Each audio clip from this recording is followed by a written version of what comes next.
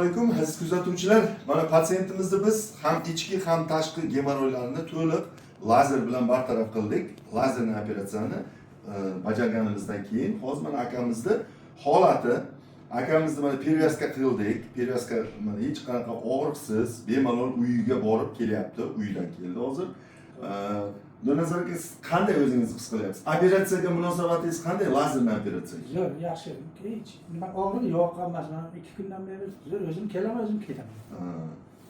Rahmat. Azizlar, mana 2 kun bo'ldi operatsiya bo'lganlarga juda katta gemoroylari bor edi. Bu kishi o'zlari qiynalib yurganlar, 20 yildan beri qiynalib yurganlar.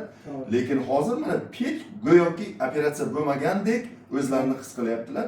Yengilgina bemalol xohlagan ovqatini yeydi. Masalan, bu kishi, to'g'rimi? Mana shu qiynalib yurganlarga, kuzatuvchilarimiz qiynalib yuribdi, kimdir qo'rqib yurganlarga nima tavsiya berasiz? Bemalol kelinglar, hech qiyinchiligi yo'q. Gap yo'q, mana Shavkatga gap yo'q. Aziz kuzatuvchilar, mana shu narsada.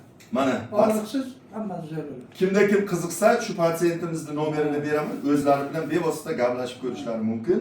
Mana qo'rq, shuncha yil yurdim. Başta 3 yildan beri vaqt qiynalyapman. Mana eshitib keldim, men bu yoq kutdim, Turkiyada edilar, keldi. Kelganda mana keldim, Xudoga shukr, bir kunga zakonni bo'ldim.